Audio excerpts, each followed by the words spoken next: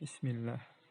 Salat subuh menyimpan satu fadilah dan keutamaan yang luar biasa.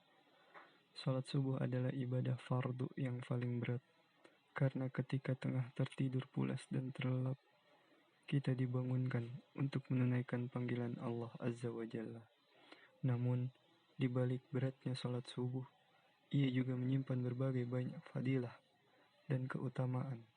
Berikut ini adalah keutamaan dan fadilah salat subuh.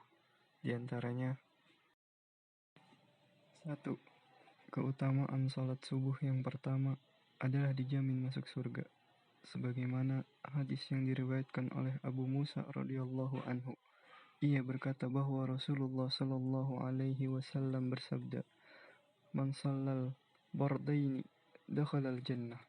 Barang siapa yang mengerjakan salat bardain, yaitu salat subuh dan asar, maka dia akan masuk ke dalam surga. Hadis riwayat Bukhari nomor 574 dan Muslim nomor 635. 2. Keutamaan salat subuh adalah dihindarkan dari panasnya api neraka.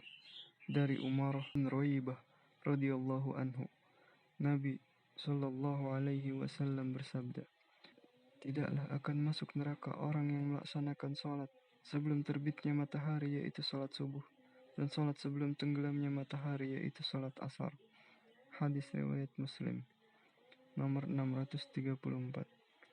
Keutamaan salat subuh yang ketiga, mendapat pembelaan dari Allah Subhanahu wa taala.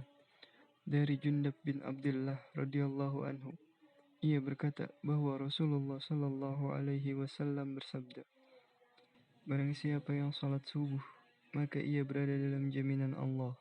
Oleh karena itu, janganlah menyakiti orang yang salat subuh tanpa jalan yang benar. Jika tidak, Allah akan menyiksanya dengan menelungkupkannya di atas wajahnya dalam neraka jahanam." Hadis riwayat Muslim. Yang keempat, keutamaan salat subuh adalah disaksikan oleh malaikat ketika kita melaksanakannya. Allah Ta'ala berfirman, yang artinya, "Dirikanlah salat dari sesudah matahari tergelincir sampai gelap malam, dan dirikan pula salat subuh. Sesungguhnya salat subuh itu disaksikan oleh malaikat."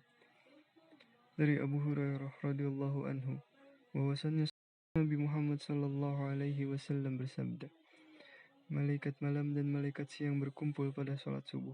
Abu Hurairah berkata, "Bacalah ketika itu sesukamu, karena Allah Ta'ala berfirman yang artinya, lakukanlah salat subuh, karena sesungguhnya salat subuh disaksikan oleh malaikat."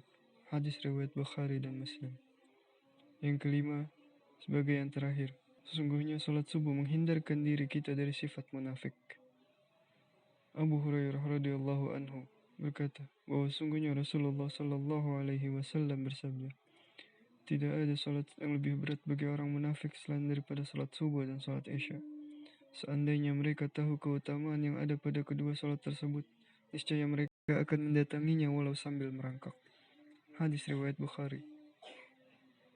Ibnu Hajar rahimahullah mengatakan bahwa semua salat itu berat bagi orang munafik, sebagaimana disebutkan dalam firman-Nya, dan mereka tidak mengerjakan sembahyang atau salat melainkan dalam keadaan malas.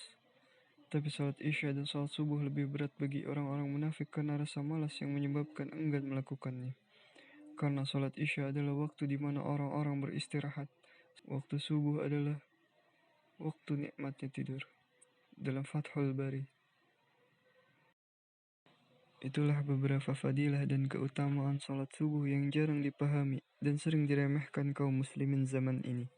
Semoga dengan mengetahui keutamaan dan fadilahnya, kita lebih bersemangat untuk melaksanakan perintah Allah Subhanahu wa taala agar mendapatkan kebaikan dan kasih sayang Allah di dunia dan di akhirat.